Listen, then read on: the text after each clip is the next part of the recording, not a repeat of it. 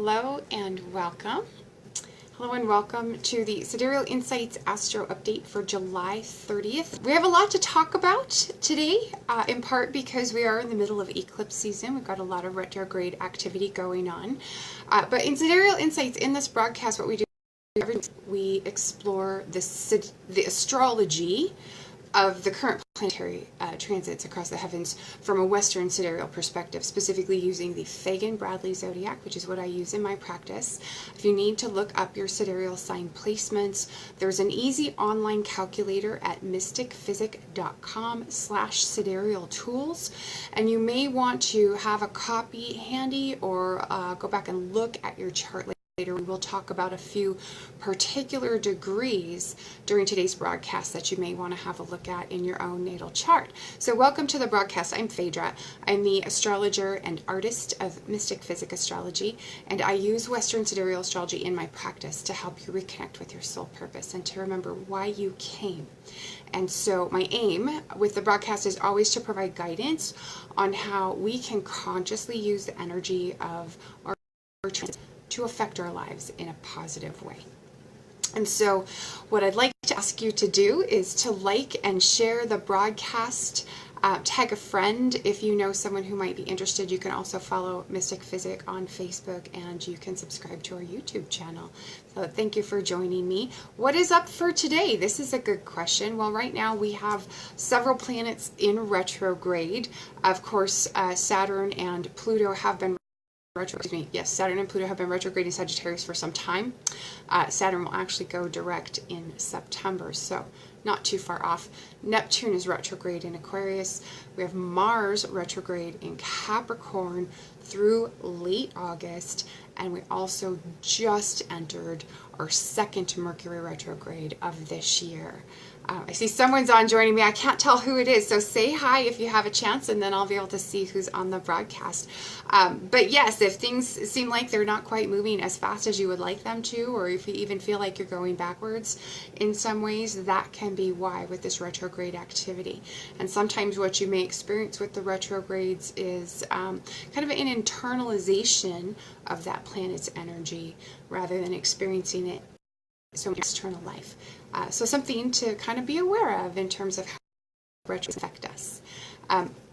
So we entered Mercury's retrograde shadow back on the 6th of July. He'll be retrograde through August 19th, and he'll come out of his shadow towards the end of August. So keep in mind, you will experience Mercury retrograde types of experiences and Mercury retrograde activity throughout the duration of that at varying levels of intensity.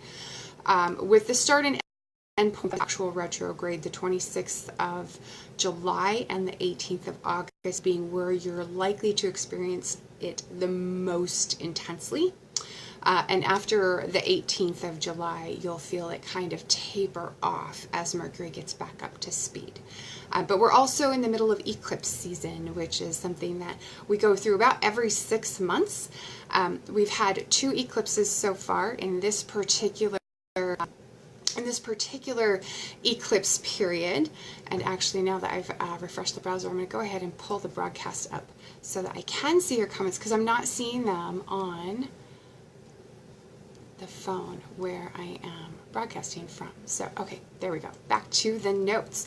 So, in July, we had 2 eclipses so far, and we are still somewhat feeling the effects of those eclipses. We have had our new moon solar eclipse in Gemini on the 12th. We just came through on the 27th, and so this one is still kind of an intense phase of it. On the 27th of July, we had our full moon total lunar eclipse in Sidereal Capricorn. And so for this particular eclipse, which we're still under the influence of, this is spotlight drive and ambition, okay? It's a good opportunity to finish up any long-term projects that you've been working on and prepare to give them one final review. Typically, we would encourage you to use a full moon as a launch opportunity, right? To give birth into the world almost. Whatever it is you've been working on, you finish it up and you launch it into the world. That's the best thing to do at a full moon now, because we have Mercury and Mars especially retrograde, and Saturn, who rules Capricorn, retrograde. I would say hold off. Hold off until some of this retrograde activity has ended and we've come out of it. Give it a little bit of space. But finish up your long-term ambitious projects now and use the remainder of Mercury's retrograde and the remainder of Mars's retrograde potentially to do kind of a comprehensive review of the finished product. Make sure there's not any tweaks or corrections that you need to go back and make, because you can still leverage this full moon lunar eclipse energy at the next full moon in August if you'd like to launch then, or even in September. Okay, so you do have a couple of additional opportunities to take advantage of the full moon lunar eclipse in Capricorn that we just had on July 27th. That occurred at 9 degrees 45 minutes of Capricorn. So if you do have a planet or natal or personal point in your natal chart at 9 or 10 degrees of an earth or water sign, you may feel the effects of this particular full moon lunar eclipse quite personally, and you may continue to feel further effects throughout the coming 12 months.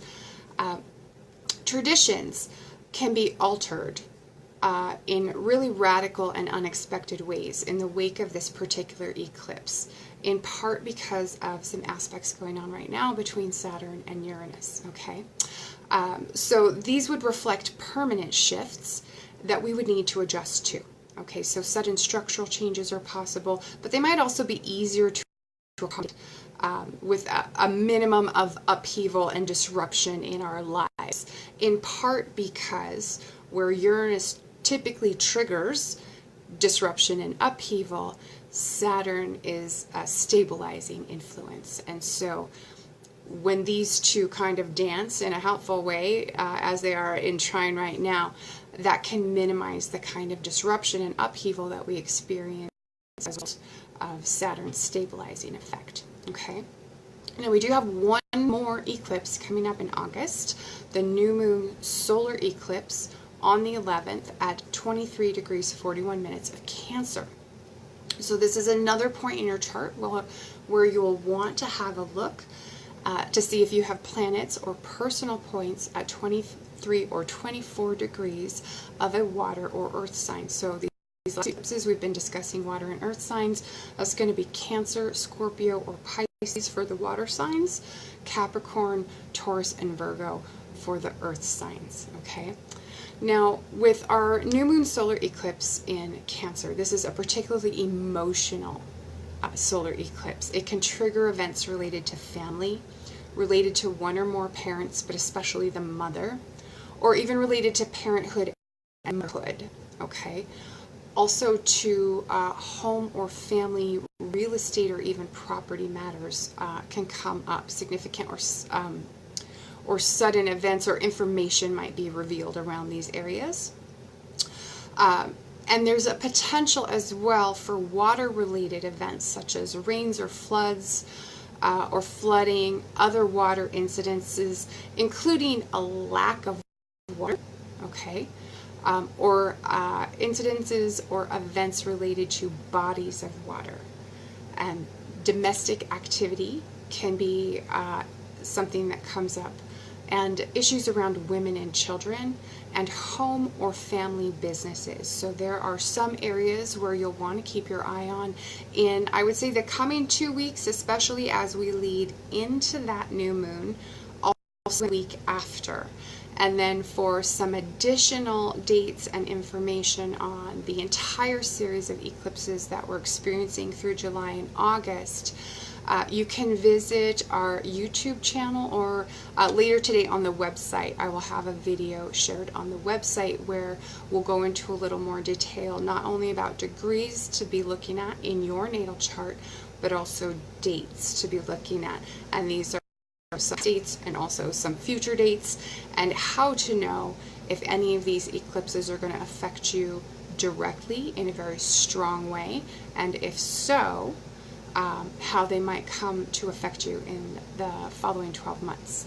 Because you can continue to feel eclipse influences for up to a year if you have personal chart contact with a particular eclipse. So something that you'll want to explore a little more deeply, and of course questions around that for yourself and your own, you're always welcome to reach out to me and book an appointment in more depth about your chart in particular. But this particular new moon solar eclipse in Cancer is an experience where you and those around you may be particularly emotional, or you may be feeling rather sentimental. Those are some feelings that Cancer activity can pull up in all of us, and we'll feel that more or less strongly depending on how strongly we are impacted by this particular eclipse. It's a continuation, this new moon in Cancer and the full moon lunar eclipse in Capricorn that we just had. These are a continuation of an eclipse series which began in February of 2017 and will continue through January of 2019. So these two eclipses in particular have the potential to reactivate themes which arose at those previous eclipses in February and August of 2017 and January of 2018. And so those are some other dates that you might want to think back to as to whether significant events arose for you. You may see those themes come up again in the days and weeks around our very recent full moon lunar eclipse in Capricorn and the upcoming new moon solar eclipse in Cancer. Okay. Now, also coming up during the first part of August, on the very first, we have a Mars square Uranus aspect in transit, and we have Venus entering Virgo. Now, that Mars square Uranus could trigger short tempers and very impulsive behavior, sudden anger, that sort of thing. So tempers could kind of flare in the days around the very beginning of August, and just be aware of that. There's an elevated risk potentially of accidents resulting from aggressive or impulsive behavior. Okay. Venus entering Virgo, this she's getting ready to go into retrograde here in the not too distant future, so she's kind of slow down it, and normally Venus will take about 3.5 weeks or so to tour a sign. She's going to be in Virgo for about 4.5 weeks this time around, so a little bit longer as she prepares for her upcoming retrograde later on. But she's going to enter Virgo on the 1st, and so this is a transit where a cooperation in work and daily life will be an active theme for a lot of us. So focus your efforts on partnering with others, emphasize win-win outcomes, and this is especially if you're familiar with the writings of and the teachings of Stephen Covey, especially in his book 7 Habits of Highly Effective People. This is one thing that he teaches, is that always strive towards win-win outcomes, which is always good advice, but it can serve you particularly well. Venus is in Virgo, so focus on win-win outcomes in any type of partnership or joint project or any type of interactions that you have with other people during this coming 4.5 weeks. It will benefit you, it will benefit those potential partners that you have. However, don't enter into any long-term agreements just yet. Wait to see what the month holds first, because we do have Mercury's retrograde ongoing, and we have eclipses, and those are going to impact us during this time frame, this couple of weeks. Both you potentially and your partner, in terms of raising the possibility that you may want to go back later and make revisions or changes to any sort of partnership agreement or team arrangement that you might come up with, or cooperative agreement that you might come up with.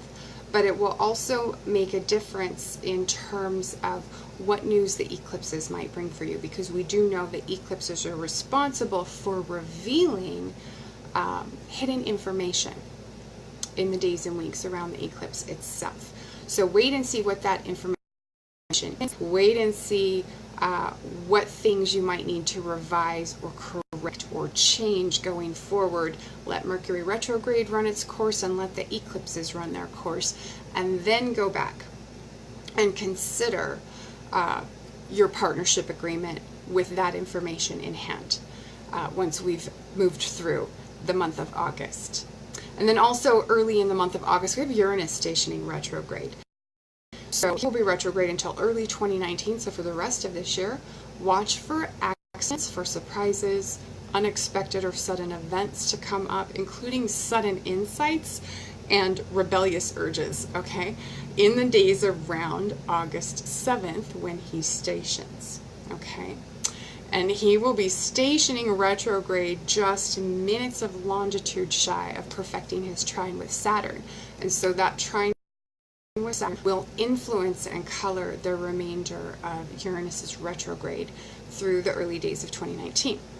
Now, like I said, that can bring a stabilizing influence to Uranus's normally unpredictable kind of behavior where he tends to trigger upheaval, okay?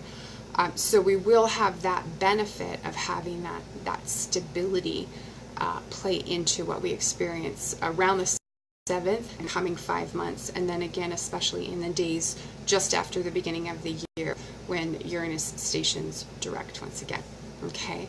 So consider what you'll likely experience as new ways of doing things. If you've always had certain things that you do in certain ways over, you know, an extended time frame, so you've done it this way for years, those patterns may be changing in the coming 5 months. You may be finding new ways of doing the same old thing, new and better ways, okay?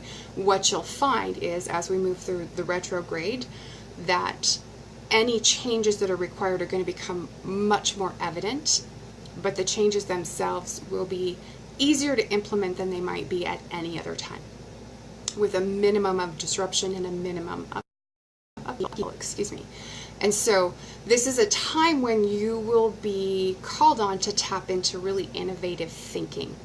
You'll find innovative thinking is necessary to solve the problems that you may encounter in the coming 5 months while Uranus is retrograde. And you can also learn more about that and how it might affect you individually on a sign-by-sign basis at mystickphysick.com/monthly horoscopes. We have a more detailed sign-by-sign forecast and highly customized advice, so be sure and have a look at your August horoscope coming up. The August 2018 overview and short reports and the full horoscopes by sign are live on the website right now. They're available for paid subscribers currently, so if you have a subscription, you can log in at the time. If you don't have a subscription, they will be available July 1st. You'll be able to read all of that, August 1st, so that you get an understanding of what to expect for August as we go kind of through this season of change. You'll also want to check out what's new on the blog. Later today I'll be adding a few new blog posts touching on eclipses in general and what we need to know to navigate them well, how we can learn from them, and also how we can use them to our advantage.